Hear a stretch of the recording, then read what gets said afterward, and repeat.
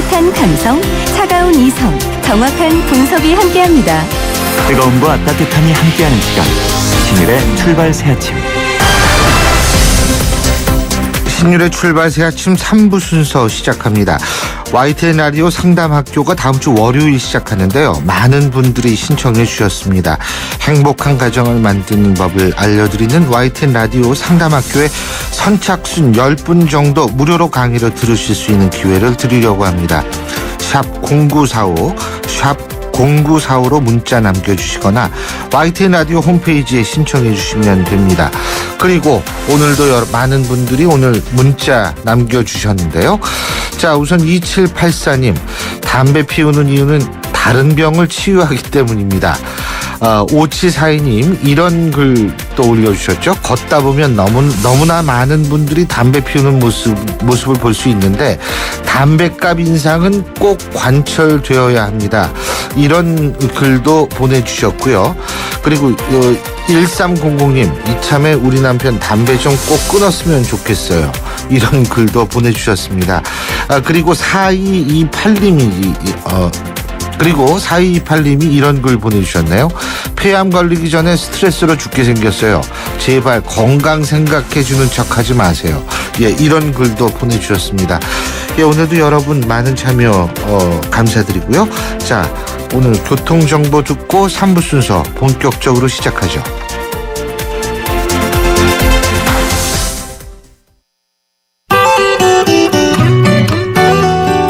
출발 새 아침 교통정보입니다. 금요일 아침 출근길 정체가 곳곳에 늘어나고 있습니다. 봉당 과천간 도로는 우면산 방면 상하벌 지하차도부터 우면산 터널까지 정체입니다.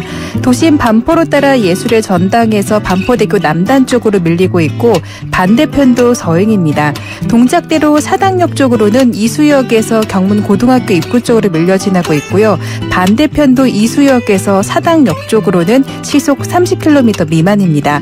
남부순환로 양재역 쪽으로는 양재역에서 지금 사당역까지 양 방면이 밀리고 있습니다. 분당 수서로 청담대교 쪽 교통량도 많습니다. 장진 아들목부터 탄천 1교 쪽으로 밀려 지나고 있고요. 반대편도 제속도로 밑돌며 진행하고 있습니다. 올림픽대로 공항 쪽으로는 잠실대교부터 청담대교 지나 동호대교 구간 밀려 지나고 있고 다시 한남대교 지나 한강대교 사이도 시속 20-30km 안팎입니다. 출발 새 아침 교통정보였습니다.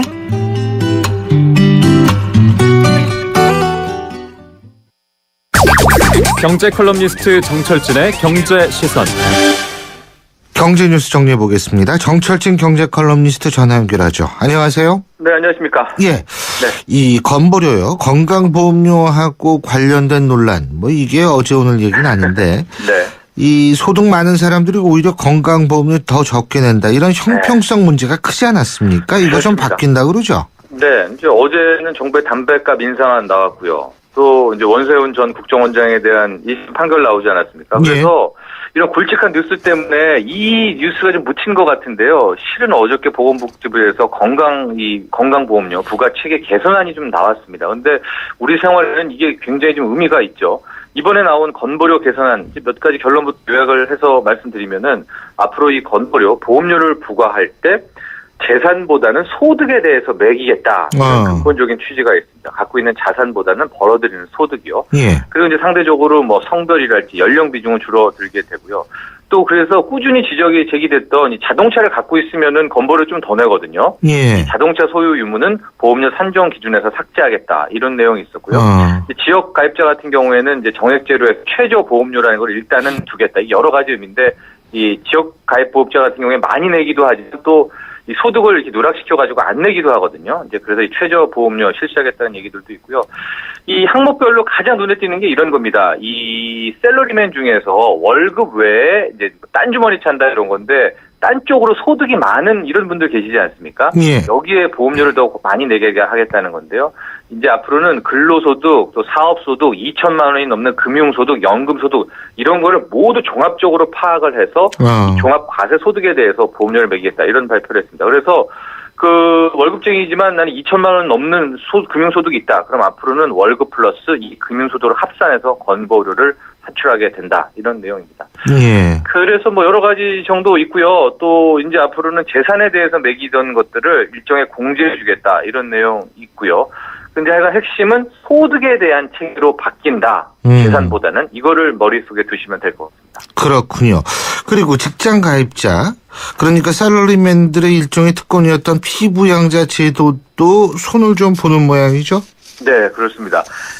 저도 이제 샐러리맨 시절에는 이제 부모님을 제 명의로 이렇게 올렸거든요. 예. 이 피부양 제도라고 하고 아마 샐러리맨들은 이제 이런 거 다 익숙하실 겁니다. 자기 그럼요. 부모님 올리거나 예. 아니면 장인 장모님 이런 어르신들 올려서 하는 이 피부양 혜택이 있는데 반면에 지역가입자는 이 피부양자 혜택이 없습니다. 그래서 이제 프리랜서가 되면 이걸 이제 못합니다. 부모님들은 뭐 다른 형제들이 해야 되는데 이번을 개선을 보니까 이런 피부양자 어르신들 중에서 소득이 많은 분들이 있더라. 뭐 연금을 수백만 원 하는 분들도 있고 이런저런 소득이 있는 분들이 있는데 이런 분들은 지금 보험료 한 푼 내지 않지 않습니까? 그래서 이제 자식과 함께 이게 내게 되는데 무리가 하지 않는 선에서 이런 피부양자 어르신들에게도 보험료를 내게 하겠다 이런 방침을 세웠습니다.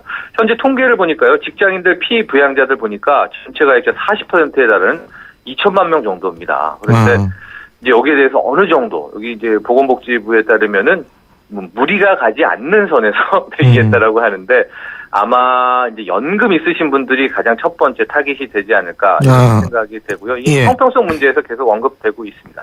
이제 이달 말까지 이거 더 손질을 해가지고 정부에 제출할 계획이라고 하는데 제가 보기에는 거의 건보료 개선안 통과되지 않을까 이렇게 보여집니다. 독일 같은 경우에는 사실 학생들, 대학생들도 건보료를 따로 내거든요. 네. 근데 그게 만만치 않은 돈이에요. 한 달에 그렇죠. 제가 옛날에 유학했을 때 당시에도 벌써 그때 돈으로 한 달에 우리나라 돈으로 3만 원 이상을 냈거든요. 학생인데. 예. 그러니까 우리나라는 등록금 높지 않습니까? 반값 등록금 얘기 나오는데 반값 등록금도 하고 아예 등록금에도 사실 건보료를 포함을 시켜서 대학 측에서 직접 내게 하는 방법도 하나의 방법이 아닐까 이런 생각이 듭니다. 그렇죠. 우리나라의 건강보험 실은 좋은 제도거든요. 이걸 지켜내려면은 당연히 좋은 제도죠. 살려내야죠. 미국보다 훨씬 나은 제도인데요. 그럼요. 월등합니다. 그리고 이거 아침부터 이런 얘기해도 돼요? 이 젊은 친구들한테 좀 낯선 단어인데 그 동대문구 청량리에 속진 588이라는 집창촌 있지 않습니까? 네. 역사 속으로 사라지게 됐다 그러죠. 그렇습니다. 이제 서울 동대문구가요, 이 청량리 민자역사 주변에 그 집장촌이 있지 않습니까? 거기에 이제 주상복합 건물을 세우겠다라는 사업 계획을 발표했습니다. 바로 내년부터 이제 땅 파고 이제 작업 시작해서요, 2019년까지 완공하겠다는 건데요. 그래서 이제 약간 뭐 전문적인 용어로 말하면은 청량리 4 재정비 촉진구역 도시환경 정비 사업 시행 인가를 전격적으로 고시했습니다. 여기 이제 65층짜리 주상복합 건물 4개가 들어서고요. 뭐 한 1,400여 가구 이제 가구가 공급된다 이런 사업 계획이었습니다. 예, 그렇군요. 사실 이 청량리 588 뭐 영화에도 많이 나오고 그랬잖아요. 그죠? 네, 옛날 영화에 많이 나왔죠. 그렇죠. 네. 근데 이 주상복합 건물이 들어서면은 이 지역 자체가 굉장히 변하겠어요? 그러면 완전히 확 달라질 것 같습니다. 또 이게 사업 완료 목표 시기가 2019년이니까 뭐 그리 멀지도 않은 거 아닙니까? 그래서 이제 청량리 이 민자 역사 또 지하철역 있고 그쪽 지역에 이제 완전히 주거, 문화, 숙박, 뭐 상업 이런 게 어우러진 동북권의 새로운 랜드마크로 탈바꿈된다. 이런 사업이고요. 이렇게 바뀌게 될 것 같습니다. 그리고 여기에 또 공원도 생기고요. 광장도 만들 것이다. 이렇게 보니까 그게 있더라고요. 그래서 이 청량리 이쪽에 어떤 이제 개인적인 사연 갖고 계신 분들은 이제는 사라진다. 기억 저편으로 간다. 이렇게 보여줄 수 있겠습니다. 그렇군요. 그리고 오늘 CJ 이재현 회장에 대해 선고 있죠? 네, 그렇죠? 있습니다. 예. 결과 어떻게 나올까요? 이게 경제 뉴스, 경제계에서 오늘 가장 큰 뉴스라고 봐도 됩니다. 이 선거가 당초 4일이었는데 이제 오늘로 연기가 됐습니다. 기존의 형평성 차원에서 보면은 이제 실형이 맞죠 하고 이제 2심의 검찰이 5년을 구형을 해놓은 상태거든요. 예. 근데 이제 가장 변수가 지금 이재현 회장의 건강이 상당히 안 좋다고 지금 파악이 되고 있고 의료 업계에서도 그렇고 실제로 변호인단 측에서는 이제 시한부 인생을 살고 있을 정도다라고 이제 얘기를 하고 있고요. 실제적으로 이제 들리는 근데 아마 국민들은 하도 이 회장님들이 이런 공판 때마다 휠체어 타고 나와가지고 의심의 그런 시선이 있지 않습니까? 그런데 이재현 회장 같은 경우는 신장이 정말 안 좋고 또 유전병 가족력도 있고요. 그래서 법원이 과연 이 건강 문제를 어떻게 받아들일 것인가, 어디까지 면밀하게 파악을 해서 판결할 것인가가 오늘 이제 또 한 번의 실형이 나올 것인가 아니면은 실형 중에 집행유예가 나올 것인가 이게 결정이 날 것 같은데 한 오후 2시 반 3시경쯤에는 확인이 될 것 같습니다. 만약에 또 이제 이 경우가 CJ 이재현 회장이 집행유예가 나오게 된다면은 그간에 없었던 어떤 박근혜 정부와 뭐 재벌 회장 간의 일종의 대립각 이런 것도 하나의 그 변화를 갖게 되는 모멘텀이 될 수 있고요. 그러나 또 집행유예 나오게 되면 형평성 논란이 또 나오게 될 것 같습니다. 불과 한 3주 전에 있었던 윤석금 웅진그룹 회장 같은 경우에는 이제 물론 법정 구속은 하지 않았지만 실형 때리지 않았습니까? 예.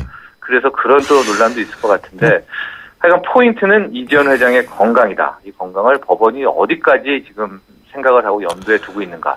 여기에 초점을 맞추면 될 것 같습니다. 방법은 여러 가지 있죠. 실형을 선고하고서도 건강 문제가 있다면 형 집행 정지 같은 방법도 있는 거 아니겠어요? 현재도 지금 구속형 집행정지가 그렇죠. 서울대병원에 있거든요. 예. 그러니까 방법은 저는 여러 가지 있을 수 있다라는 생각이 듭니다. 예. 네. 잘 알겠습니다. 오늘 소식 여기까지 듣죠. 고맙습니다. 감사합니다. 예, 지금까지 정철진 경제 컬럼니스트였습니다. 출발 새 아침은 청취자들의 참여를 기다립니다. 짧은 문자 50원, 긴 문자 100원의 문자 서비스 혹은 트위터 YTN 알스타트로 함께해 주세요. 참여하신 분들 중 몇 분을 선정해 준비한 선물을 보내드립니다.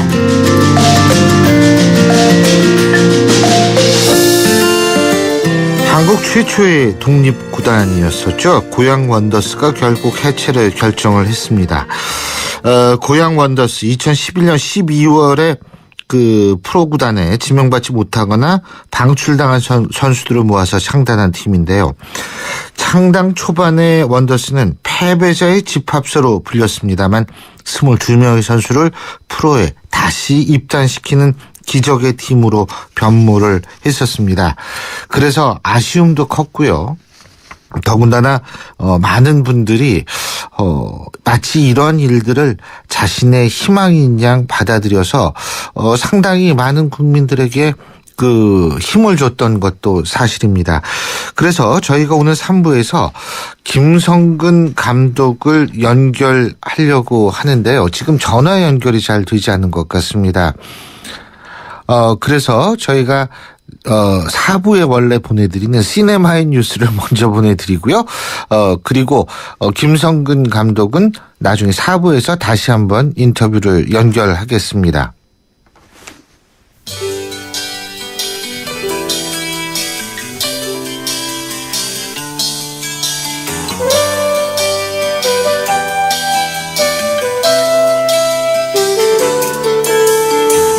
가을이 오면 눈부신 아침 햇살에 비친 그대의 미소가 아름다워요.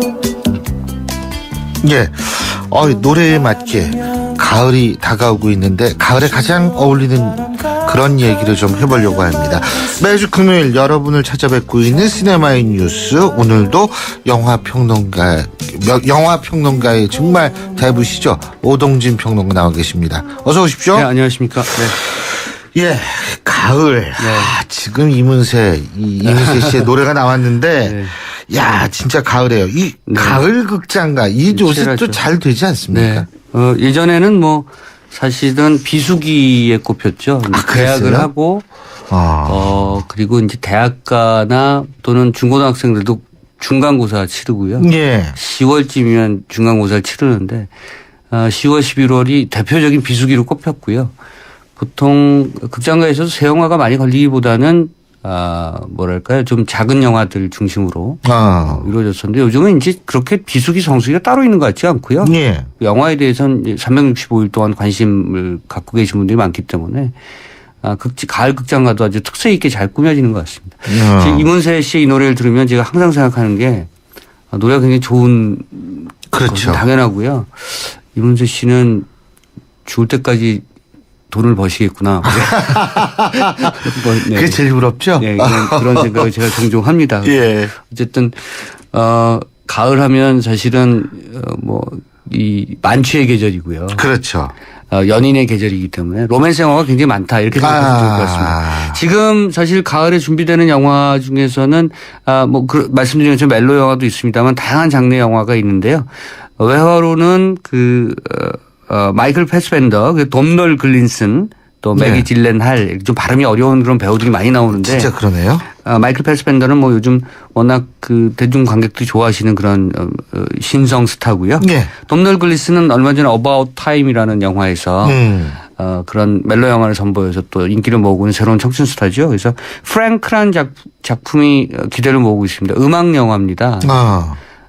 선댄스에서 굉장히 주목을 받았던 썬댄스 영화제. 예, 선댄스 영화제가 이제 보통 1월 말 2월 초에 열리는데요. 예. 올해 선댄스 영화제에서 굉장히 집중적인 관심을 받았던 작품이죠. 아. 그 감독이 레니 에이브러함스라는 감독이고 아마 못 들어보셨을 것 같은데 예. 저는 이런 걸 보면 그 외국의 배우들은 새로운 그 감독들에게 기회를 많이 주는 것 같아요. 예. 자기가 유명한 스타가 됐음에도 불구하고 새로운 감독과 일할 수 있는 어떤 그런 여러 가지 여건들을 많이 마련한 것 같고요. 예. 마이클 패스벤더나 매기 질렌할 아주 뛰어난 이제 할리우드의 스타들이고 새로운 신인 감독들한테 이렇게 스스럼 없이 기회를 주는 모습들이 항상 이렇게 그 할리우드에서 볼 수 있는 그런 광경이어서 그런 것들은 좀 한국에서도 좀 벤치마킹할 필요가 있지 않을까.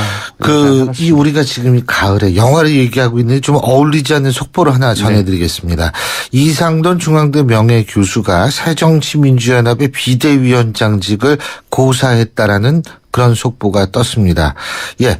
네, 제가 영화평론가답지 않게 저도 한 말씀 드리면 한 말씀 하세요. 네, 정치는 예. 사실 영화적 상상력을 좀 도입하면 예. 조금 저 더 영화적 상상력 아닌가요? 저 이상동 교수의 새정치민주연합. 예.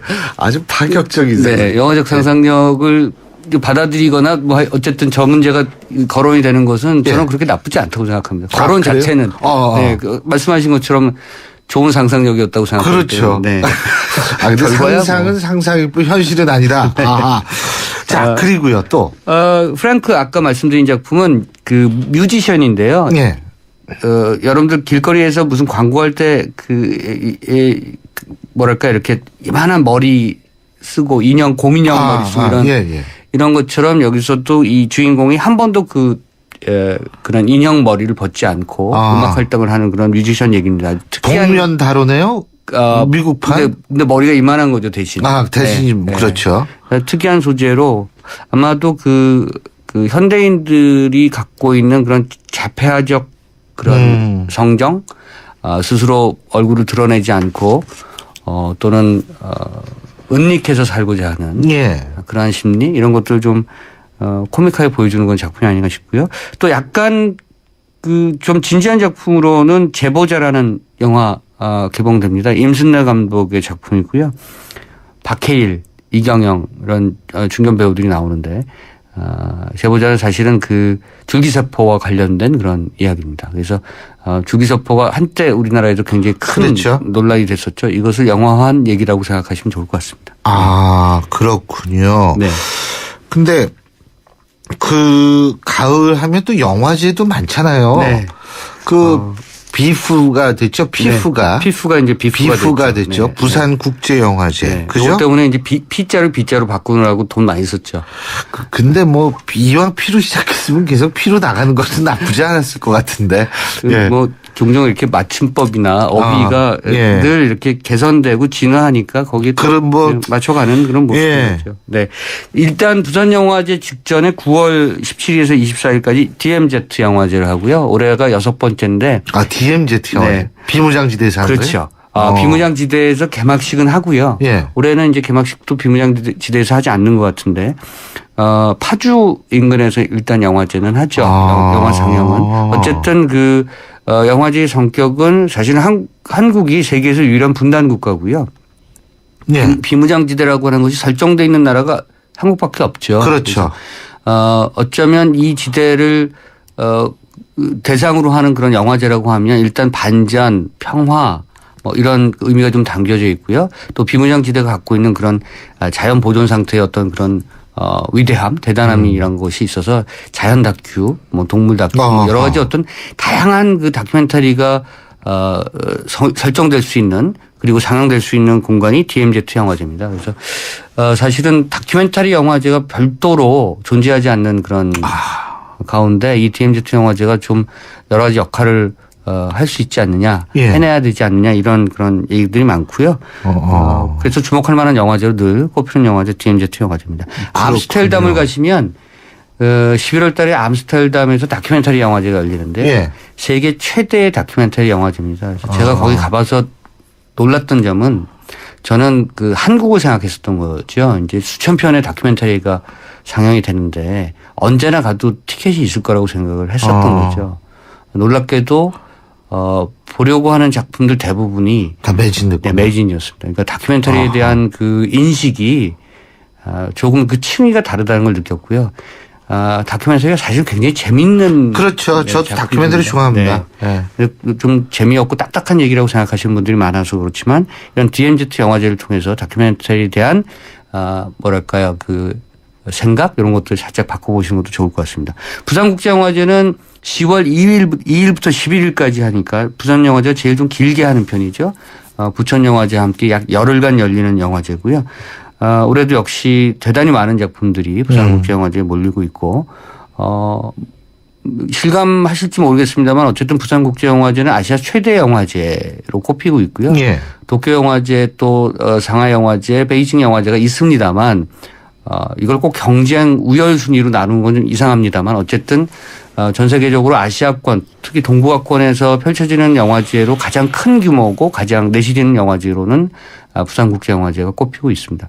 세계영화제와 비교해도 이거 순위로 얘기한 것도 이상합니다만 뭐 7, 8위권에 해당하는 영화제가 부산국제영화제. 그래요? 대단히 인정받고 있는 영화제고요. 올해가 19년째입니다. 벌써 19년 됐어요? 부산영화제가 이제 20년을 목전에 두고 있습니다. 그러니까 그만큼 지난 20년 동안 부산국제영화제가 대내적으로 해낸 역할이 굉장히 크다. 특히 한국 영화 문화의 어떤 다양성과 또는 여러 가지 어떤 심도를 깊게 만드는 데 있어서 큰 역할을 했다. 이렇게 보시면 좋을 것 같습니다. 올해 개막작 전부 아시아권 작품이고요. 원래 부산영화제가 그 아시아의 새로운 물결을 만들어낸다는 어떤 취지를 갖고 있었거든요. 그래서 이 동북아 뭐 대만, 홍콩, 중국, 일본, 한국을 중심으로 한 영화뿐만이 아니라 태국 등등 심지어 미얀마까지 다양한 그 동남아 영화까지 발굴한다는 그런 취지를 갖고 있었습니다. 그래서 부산영화제는 창구를 통해서 아시아 영화가 세계에 전파되는 어떤 그런 역할을 하겠다는 것이었는데요. 이번에 개폐막작이 모두 아시아권 작품입니다. 도제니우 감독의 군중낙원이라는 작품이 대만 작품인데요. 개막작이고 예. 리포청 감독의 저는 이 영화를 보고 싶습니다. 제목이 아주 재밌을 것 같아요. 재밌고요. 갱스터의 월급날. 네. 조폭의 월급날. 네. 조폭도 이제 셀러리맨이라는 예. 뜻이겠죠. 네. 살짝 이런 장르를 제가 좀 좋아합니다. 갱스터의 월급날 재밌네요. 같은 작품은 아마도 개폐막작은 부산영화제의 특징이 유명 작품이거나 개폐막작일수록 매진이 빠른 속도로 이루어진다는 것이고요. 굉장히 경쟁률이 세죠. 그래서 티켓을 얻을 수 있을지 모르겠습니다만 저도 이제 똑같은 자격으로 인터넷 신청을 그럼요. 하고요. 그 특권 갖고 있잖아요. 네. 그럼 큰일 나죠. 네. 예. 국회의원들만 갖고 있는 특권을 감히 우리가 어떻게 그런 특권을 누리면서. 예? 제가 또 암스테르담 말씀을 드리면요. 예. 암스테르담 다큐멘터리 영화제 가서 이제 보통 영화제 관계자들은 배지를 달고 있고 예. 프레스 그 관계자들도 이제 기자증을 갖고 예. 있잖아요. 그럼 보통 이제 국내에는 그런 배지를 갖고 있는 사람 몫으로 이 박스가 좀 남아 있습니다. 좌석이 좀 남아 있는데 이제 그런 관습에 젖어서 처음에 이제 첫날 갔을 때 늦게 간 거죠. 있을 것이다. 표가 다 팔리고 나서 그래도 남으면 맨 마지막 순위가 이제 이런 프레스나 배지를 갖고 있는 사람들 주는 거고요. 특권 없습니다 거기. 예. 거기도 줄 서서 티켓 그게 정상이죠. 그렇죠. 사실. 네. 예. 그 국회의원들 우리가 빨리 정신 차리게 해야 됩니다. 네, 저 국회의원분들한테 일단 티켓 안 드리는 걸로. 그렇죠. 영화 예, 티켓. 그게 사실 그래야 돼요. 와서 사시는 특히 걸로. 부산 지역의 지역구를 갖고 계신 분들이 그런 분들이 혹시 얼쩡거리면은 그 영화제에 누를 끼칠 수 있다라는 그런 저걸 해야죠. 하나만 더 말씀드리겠습니다. 부산영화제가 그동안 그 정치적 중립성을 지키기 위해서 굉장히 노력해온 영화제고요. 예. 그래서 그 개막식 무대에 정치인들이 올라가는 것을 굉장히 사실은 적극적으로 만류를 해왔고 적극적으로 사실은 제어를 해왔던 영화제입니다. 그래서 영화제가 사실은 순수한 어떤 그 영화를 상영하는 축제 같습니다만 영화제가 정치적인 어떤 성격을 많이 갖거든요. 그러니까 쉽게 영화 말씀드리면 자체가 사회성을 그렇죠. 가지니까요. 베니스 영화제 이탈리아 같은 경우는 특히 좌우 대립이 심한 그런 나라인데요. 베를루스코니가 총리로 있고 그 우파 정권 아니겠습니까? 네. 그럴 때마다 이제 그 문화의 그 수장들이 그 굉장히 향방이 달라지는데 지금의 베니스 영화제의 그 바르베라라는 집행위원장은요. 네. 역시 그런 정책 중립을 위해서 이 정권과 그런 어떤 그 논의를 많이 하는 논쟁을 많이 하는 그런 영화제로 알려져 있습니다. 그러니까 영화제도 사실은 이 정치적인 문제에 있어서 자유롭지 못한데 어쨌든 그 부분에서 객관성과 중립성을 지키기 위해서 굉장히 노력하고 있다. 이런 점들 한번 알아두시면 좋을 것 같습니다. 그렇죠. 특히 이제 정치인들 같은 경우에는 그런 아주 국제적인 기회를 잘 이용하려고 그렇죠. 생각하는 경우가 많죠. 그래서 네. 우리가 흔히 뭐 축사 그러면 시장님 나오셨습니다. 그다음에 이제 그 국회의원들 그 지역 국회의원들 뭐 나오고 뭐 또 뭐 중앙에서 내려가고 복잡한데 너무 보기가 안 좋아요. 예, 보기 안 좋죠. 뭐 와서 다 그 소개하려고 하면 뭐 어디 의원 오셨습니다. 뭐 어디 장관 오셨습니다. 이러면 그 중간에 꼭 종이가 하나 올라갑니다. 아, 네. 제가 빼놨네요. 이러면서 예. 관객들이 아주 지루해하죠. 그렇습니다. 자, 가을. 근데 우리 오동진 평론가께서는 가을 하면 떠오르는 영화 어떤 저는 영화가 있으세요? 조한첸 감독, 여성 감독이고 배우 출신의 그 중국계 감독이죠. 조한첸 감독이 만든 뉴욕의 가을이라는 작품이 있습니다. 예, 리처드 기어와 위노나 라이더가 나왔던. 네. 제가 요즘 작품 이름이 깜빡깜빡할 때가 있어요. 아니, 그래도 대단하세요. 그 기억력 대단하신 거예요. 위노나 라이더가 사실은 절도 사건으로 예. 배우 인생이 거의 내리막길을 걸었죠. 근데 그 직전에 위노나 라이더 하면 떠올리시는 어떤 그런 그 특징이 막강 동안이고요. 예. 굉장히 청초하면서도 아주 섬세한 그런 이미지를 갖고 있고 사랑스러운 그런 얼굴을 갖고 있는 그런 여배우였죠. 절도 사건이 너무나 이 여배우가 안 맞았기 때문에 그 이후에 인기가 폭락을 했습니다만 그 바로 직전에 찍은 영화가 뉴욕의 가을입니다. 그리고 리차드 기어도 지금 60대가 넘었고요. 그렇죠. 나이가 참 많죠. 그런데 리차드 기어가 제일 멋있었을 때는 뭐 브래드 리스나 이렇게 그 좀 젊었을 때의 모습보다는 예. 그때 영화가 더 많이 히트를 쳤습니다만 제가 봤을 때 아메리칸 지골로 이런 영화에 나왔을 때요. 그런데 그보다는 40대 때 나왔던 모습이 40대의 모습들이 훨씬 리차드 기어는 품위가 있고 션 커널리 같은 사람은 더 나이가 그렇죠. 먹을수록 네. 더 멋있어지잖아요. 그 턱수염과 그 네. 은빛 머리칼. 저도 한번 수염 길러볼까요?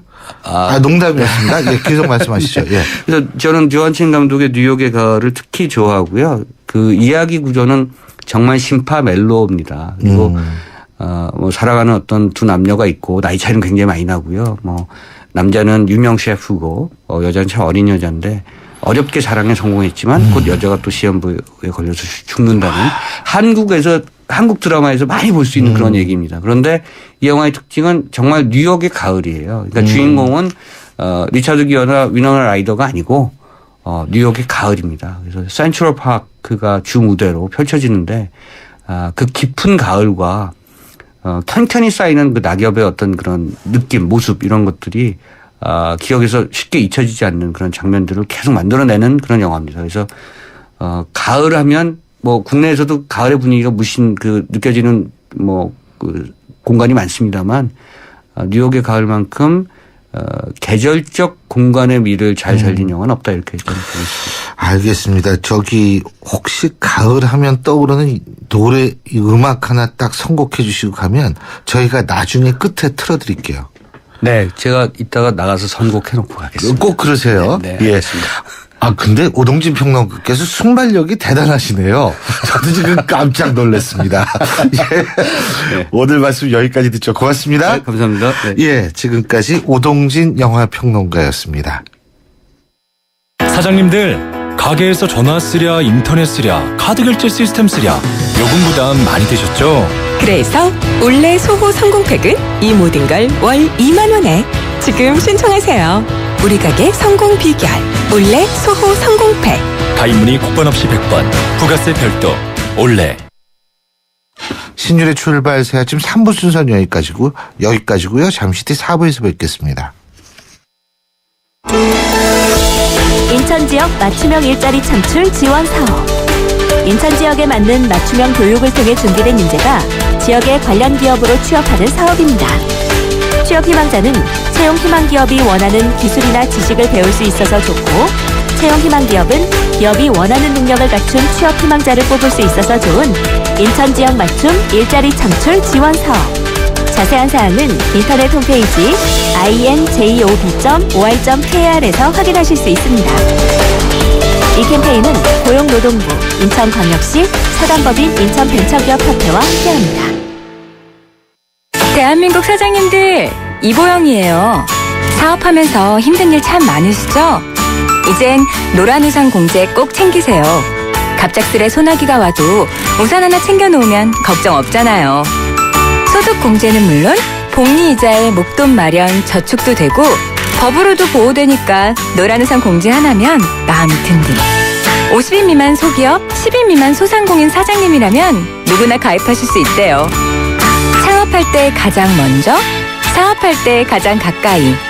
참 든든한 동행, 노란 우산 공제. 이 캠페인은 중소기업 중앙회와 함께합니다.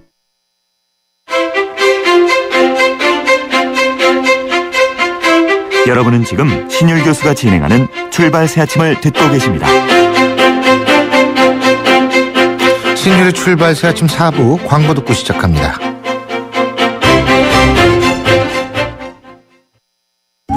안녕하세요. 초보 운전자 수지입니다. 도로는 무섭고 차는 왜 이리 많은지. 엄마야. 그래서 저는 살아있는 친구를 만났어요. 반응형 블랙박스 유라이브. 와, 정말 살아있네. 유라이브. 살아있는 블랙박스 유라이브. 예, 제가 앞서도 말씀을 드렸습니다만 바로 한국 최초의 독립구단 고양 원더스가 해체됐는데요. 자, 김성근 감독 연결해서 직접 입장 들어보겠습니다. 김 감독님. 네, 안녕하세요. 예, 안녕하세요. 네. 사실 고양 원더스 아쉬워하는 분들이 많습니다. 반드시 야구 팬뿐만이 아니고요. 우리 사회가 워낙 경쟁이 심하다 보니까 이른바 패자 부활전을 그리는 사람들, 이런 사람들에서 일종의 희망이었었는데 정말 아쉽습니다. 김 감독께서도 굉장히 아쉽겠습니다. 아쉽다보다는 그거는 너무 뭐랄까 지나가가지고 네. 뭔가 허전하네요. 허전하다고. 허전하시다고. 예. 뭔가 이 세상이라고 하는 게 이런구나 싶어요. 생각이 드네요. 허전하다. 근데 사실 지금 고양 원더스가 해체될 수밖에 없었던 무슨 이유가 있었나요? 뭐랄까 사람들이 모든 게 의식 차이인데 고양 원더스 자체로 프로야구 속에 같이 생존한다는 자체로 사람들이 자체가 이상하게 봤으니까 예.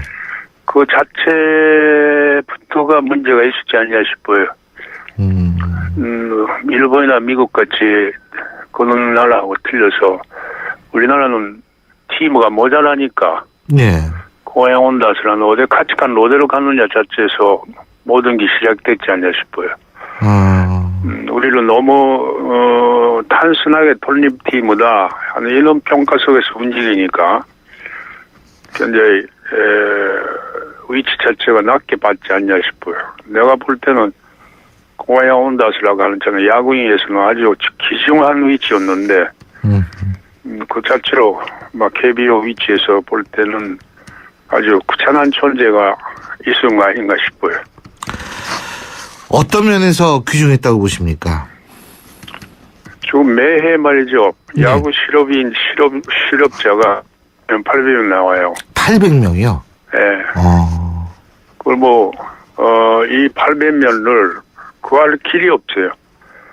옛날에 카고는 실업팀이라도 있어가지고 분산됐는데. 그렇죠. 저는 프로야구 10개 팀 외에는 없어요. 저 프로야구 자체도 지금 거의 선수가 가득 차갖고 새로운 선수가 들어가기 어려워요. 올해도 한 120명 정도밖에 못 들어가갖고 그러나 7명 길가에 헤맨다는 이야기구나요. 예, 그러네요. 네, 그 속에서 볼 때 고양 원더스 매해 50명 가까이 우리가 데리고 있었으니까 예. 야구에서는 큰 섬에서 뭐랄까, 피신초를 하면 이상하지만, 잘져져, 그게는. 이 자체에 대한 고마움이라 그럴까, 기중함으로 못 느끼고 있은 것 같아요.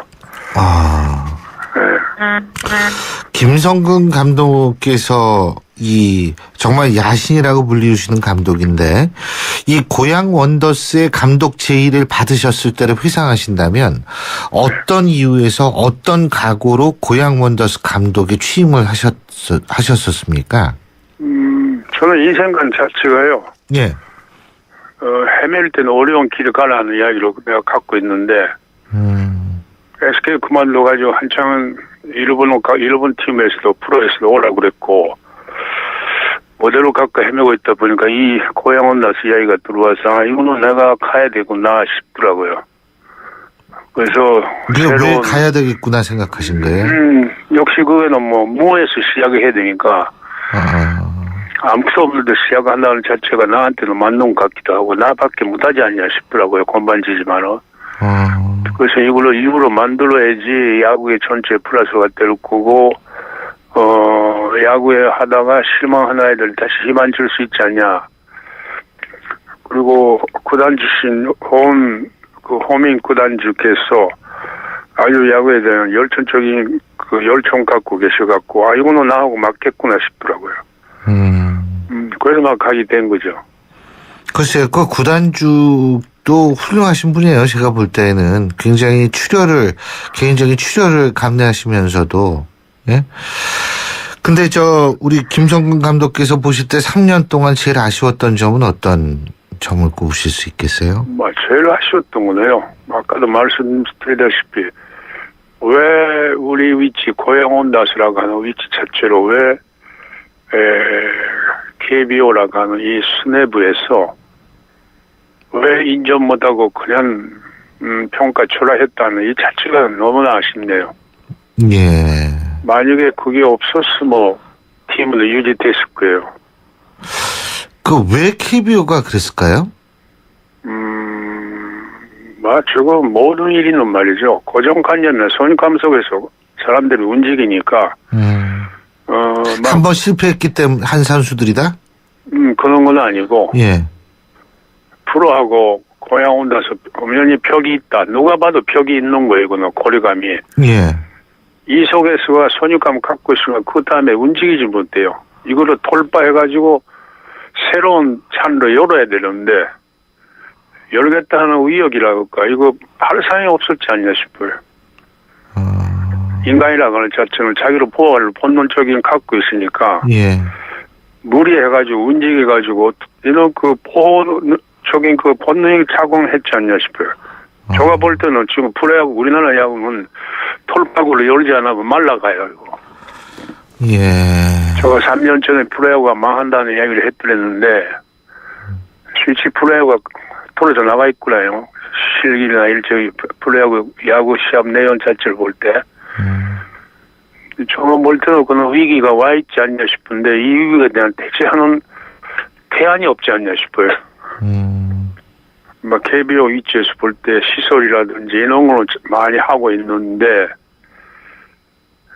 아무리 무대가 좋더라도 무대 속에 가는 춤추는 아이들이 있어야죠.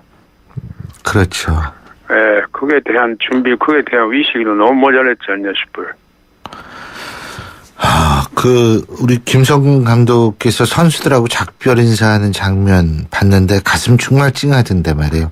선수들은 어떤 말을 우리 김 감독께 했습니까? 어제도 한 30명 가까이 면담을 했는데 끝나서. 네. 선수 입장에 벌써 3년 동안 하고 맞이해서 말하는 게 처음이죠. 전산적으로.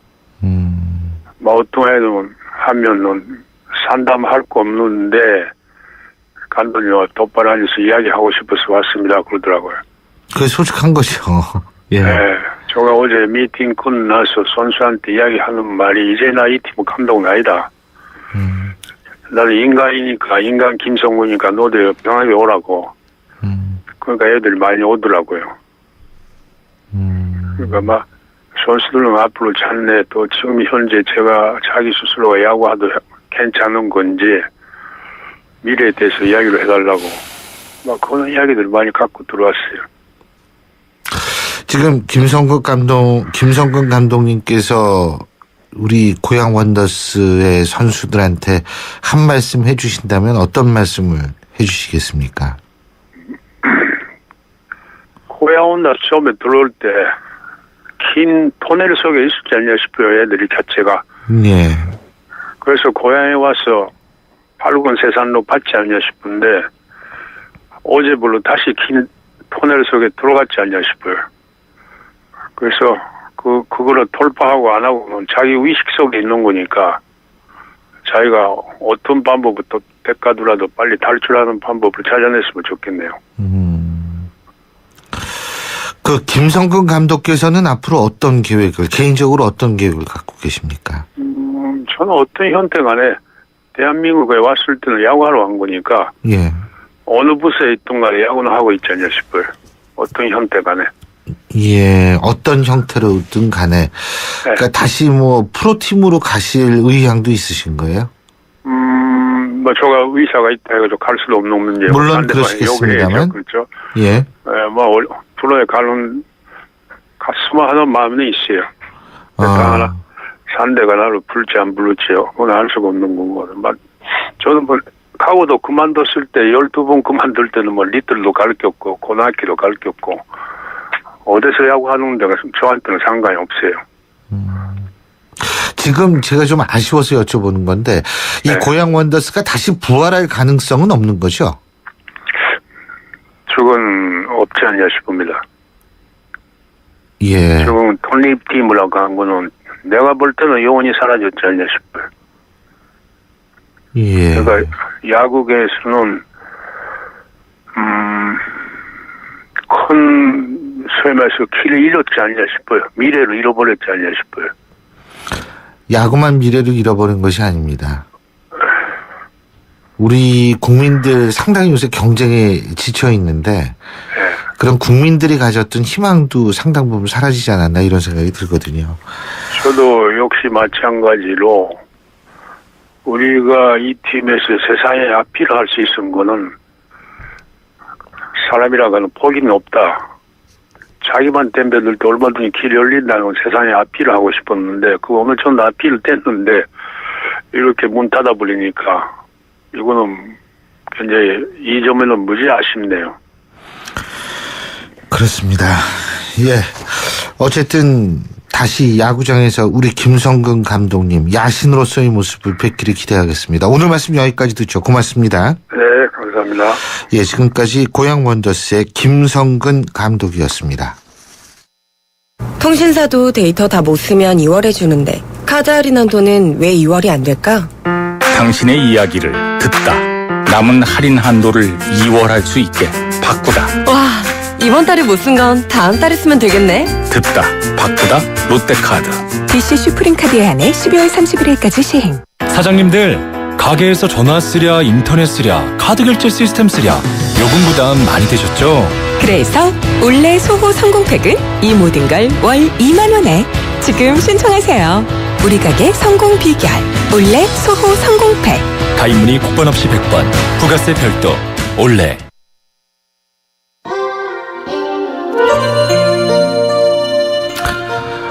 예, 주말입니다. 뱅크의 가을의 전설이 나오고 있는데요. 조금 전 고양 원더스의 김성근 감독과 인터뷰를 했습니다. 고양 원더스 문을 닫았습니다. 하나의 전설은 이제 매듭이 졌는데요. 하지만 우리는 또 하나의 전설을 기대합니다. 또 하나의 전설을 쓰는 사람들이 많이 나왔으면 좋겠습니다. 현실의 벽에 갇혀서 멈추는 것이 아니라 용기 있게 그 벽을 허물 수 있는 사람들이 많이 나왔으면 좋겠습니다. 여러분 좋은 주말 되시고요. 가을 한껏 느끼는 시간 갖기 바라겠습니다. 지금까지 신유리였습니다. 전 다음 주 월요일 7시 10분에 다시 찾아뵙겠습니다. 고맙습니다.